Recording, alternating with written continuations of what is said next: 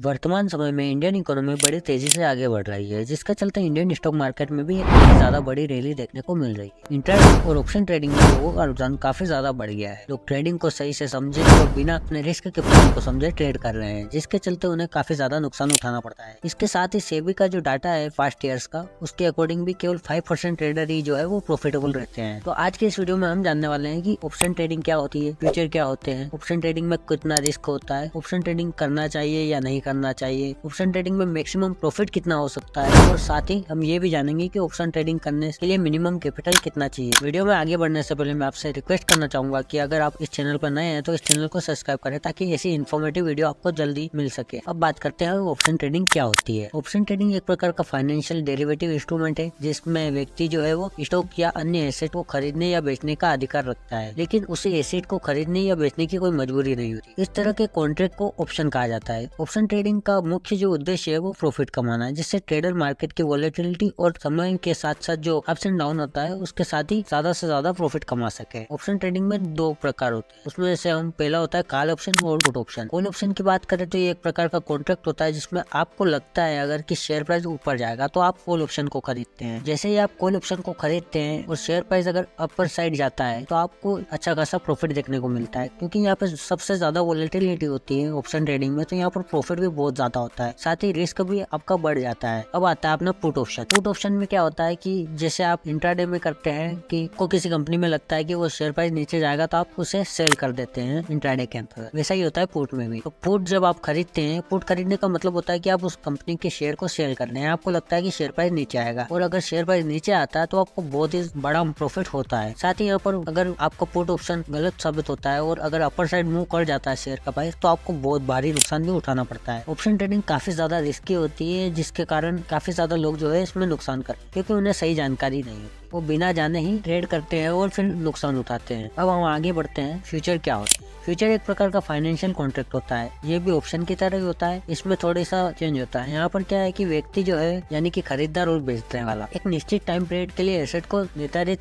कीमत पर खरीदने या बेचने का समझौता कर लेते हैं। ये कॉन्ट्रैक्ट फ्यूचर में होने वाले ट्रांजेक्शन पर डिपेंड होता है, जहाँ पर जो एसेट का प्राइस है और डिलीवरी डेट है उसको पहले ही फिक्स कर दिया जाता है। फ्यूचर कॉन्ट्रैक्ट में एक स्टैंडर्ड फॉर्मेट होता है, जिसमें एसेट की क्वालिटी, क्वांटिटी, डिलीवरी डेट और एग्रीड अपॉन प्राइस शामिल होता है। फ्यूचर ट्रेडिंग जो है वो मार्केट में एक अहम स्थान रखती है, क्योंकि यहाँ पर ऑप्शन की तरह ही बहुत ज्यादा प्रॉफिट कमाया जा सकता है। फ्यूचर की जो ट्रेडिंग होती है उसमें इन्वेस्टर का जो रिस्क मैनेजमेंट है और स्पेकुलेशन है, उसके लिए ही फ्यूचर ट्रेडिंग की जाती है। इसमें देखें स्टैंडर्डाइजेशन की बात करें तो फ्यूचर कॉन्ट्रैक्ट स्टैंडर्ड साइज या टर्म के होते हैं, जिसमें एक्सचेंज पर ट्रेड किया जाता है। एक्सप्लिटेशन डेट होती है, जहाँ पर हर फ्यूचर कॉन्ट्रैक्ट की एक डेट होती है, जिसमें कॉन्ट्रैक्ट जो है वो खत्म हो जाता है और सेटलमेंट हो जाता है। अपने आप ही सेटलमेंट हो जाएगा अगर आप उसे सेल नहीं करते या आप उससे बाहर नहीं होते। तो मार्जिन पेमेंट का भी इसमें सिस्टम रहता है, जहाँ पर ट्रेडर्स को फ्यूचर कॉन्ट्रैक्ट के लिए अपने अकाउंट में पहले से पेमेंट रखना पड़ता है, ताकि वो जब कॉन्ट्रैक्ट खरीदे तो उसमें से वो कट जाए। साथ ही फ्यूचर में लिवरेज का भी एक ऑप्शन होता है, जहाँ पर जो ब्रोकर्स होते हैं वो आपको लिवरेज प्रदान करते हैं, यानी कि लोन देते हैं। इस पर बहुत ज्यादा रिस्क होता है, क्योंकि अगर आप ट्रेड को लॉस करते हैं तो आपके लिए उस पैसे को चुकाना काफी ज्यादा मुश्किल हो सकता है, इसलिए मैं आपको लिवरेज से दूर रहने की सलाह दूंगा। अब आता है डिलीवरी और सेटलमेंट। फ्यूचर कॉन्ट्रैक्ट में एक टाइम होता है, एक्सपायरी डेट बोलते हैं जिसको। एक्सपायरी डेट के दिन अपने आप ही जो कॉन्ट्रैक्ट है वो खत्म हो जाता है, भले आप उसे सेटल करें या ना करें। ओवरऑल फ्यूचर कॉन्ट्रैक्ट भी एक तरह की हाई वॉलेटिलिटी से भरा होता है, जहाँ पर रिस्क जो है वो बहुत ज्यादा होता है, साथ ही इसमें स्पेकुलेशन भी बढ़ जाता है। अब हम डिटेल में बात करते हैं ऑप्शन ट्रेडिंग में कितना रिस्क होता है इस बारे में। ऑप्शन ट्रेडिंग में काफी ज्यादा रिस्क होता है। यहाँ पर जो है वो आपका इन्वेस्टमेंट है वो पूरी तरह से साफ हो सकता है। अगर आपने लिवरेज लिया है तो ये आपके लिए बहुत ज्यादा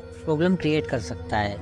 ऑप्शन ट्रेडिंग की जो बात करूं मैं, तो यहाँ पर हम एक स्टोरी के माध्यम से समझेंगे कि किस तरह से लॉस होता है। तो यहाँ पर एक इंसान है जिसका नाम है राम। उसे लगता है कि कंपनी ए के जो शेयर है वो ऊपर जाने वाले हैं, और वो कॉल ऑप्शन को बाय कर लेता है। जब वो कॉल ऑप्शन को बाय करता है, जैसे कि उसने आज कॉल ऑप्शन बाय किया, और नाइट को कंपनी के जो सीईओ है वो आते हैं और बोलते हैं कि भाई हमारा रिजल्ट खराब रहा है, जिसके चलते कंपनी का जो शेयर प्राइस है वो डाउन चला जाता है। तो यहाँ पर जो राम ने पैसे लगाए थे वो डूब जाते हैं पूरी तरीके से, क्योंकि यहाँ पर जीरो होने के चांसेस बहुत ज्यादा रहते हैं। जैसे ही कंपनी के जो CEO है वो आके जैसे ही न्यूज बताते हैं जिसके चलते ऑप्शन के प्राइस में चेंज आता है, तो राम के सामने समस्या ये उत्पन्न होती है कि वो ऑप्शन को होल्ड करें या बेच दे। तो राम अगर ऑप्शन को होल्ड करता है तो उसका नुकसान बढ़ जाएगा, और अगर बेच देता है तो भी वो नुकसान में ही रहेगा, क्योंकि तब तक शेयर प्राइस चेंज हो चुका होगा। अब बात करते हैं मैक्सिमम प्रॉफिट की, जिसके लिए आप सब यही वीडियो देख रहे हैं। मैंने ऑप्शन ट्रेडिंग में प्रॉफिट को लेकर ChatGPT से यही सवाल किया कि कितना प्रॉफिट हो सकता है ऑप्शन ट्रेडिंग में, तो उसने जवाब दिया कि अनलिमिटेड। यहाँ पर प्रॉफिट की कोई सीमा नहीं है, आप यहाँ करोड़ों में छाप सकते हैं अगर आप समझदार है और आप इसे अच्छे से समझ के करते हैं तो, क्योंकि ये हाई वोलेटिलिटी के साथ हाई रिस्क और हाई रिवॉर्ड का सिस्टम तैयार करता है आपके लिए। अब मैं बात करता हूँ ऑप्शन ट्रेडिंग में मिनिमम कैपिटल कितना चाहिए। तो यहाँ पर मैंने कॉल ऑप्शन खरीदा जो कि लगभग 3000 समथिंग का था,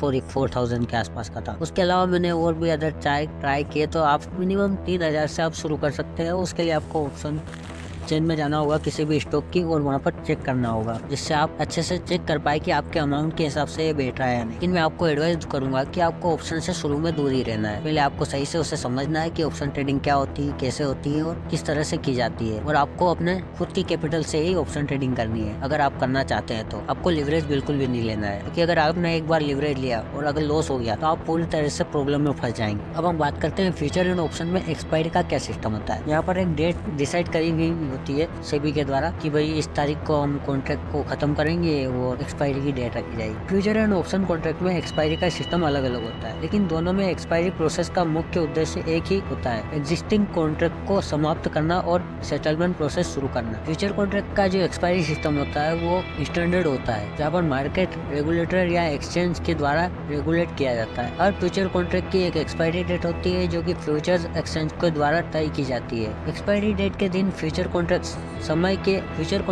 के अनुसार खत्म कर दिए जाते हैं और ट्रेडर्स को फिजिकल डिलीवरी या कैश सेटलमेंट के लिए तैयार करना पड़ता है। अगर ट्रेडर्स ने कॉन्ट्रैक्ट एक्सपायरी होने से पहले सेटल नहीं किया तो एक्सचेंज द्वारा ऑटोमेटिक सेटलमेंट प्रोसेस शुरू कर दिया जाता है। अब बात करते हैं ऑप्शन कॉन्ट्रैक्ट की एक्सपायरी का सिस्टम। यहाँ पर ऑप्शन कॉन्ट्रैक्ट का जो एक्सपायरी सिस्टम है वो भी स्टैंडर्ड होता है, जहाँ पर एक्सचेंज द्वारा रेगुलेट किया जाता है और हर कॉन्ट्रैक्ट की एक एक्सपायरी डेट होती है जो कि ऑप्शन चेन में दिखाई देती है। यहाँ पर आप चेक कर सकते हैं, ऊपर की लाइन में मैं आपको दिखा देता हूँ आप स्टॉक में, यहाँ पर डेट चल रही है, आप देख सकते हैं कि इस डेट को ये एक्सपायरी हो जाएगा ये कॉन्ट्रैक्ट। उसके अकॉर्डिंगली आप बाय कर सकते हैं कॉल या पुट ऑप्शन। इस वीडियो में हमने देखा कि ऑप्शन ट्रेडिंग और फ्यूचर ट्रेडिंग क्या होती है, कैसे ये फाइनेंशियल इंस्ट्रूमेंट ट्रेडर के लिए एक माध्यम है मैक्सिमम प्रॉफिट कमाने का। ये दोनों ही ट्रेडिंग ऑप्शन हाई रिस्क के नेचर के होते हैं और ट्रेडर को सही नॉलेज, एनालिसिस और रिस्क मैनेजमेंट के साथ ही ट्रेडिंग करनी चाहिए। इसके अलावा ऑप्शन और फ्यूचर ट्रेडिंग में minimum investment requirement, expiry option और फ्यूचर ट्रेडिंग में मिनिमम इन्वेस्टमेंट रिक्वायरमेंट और एक्सपायरी सिस्टम भी होते हैं, जिन्हें समझना हमारे लिए बहुत महत्वपूर्ण होता है। Thanks for watching this video, like share.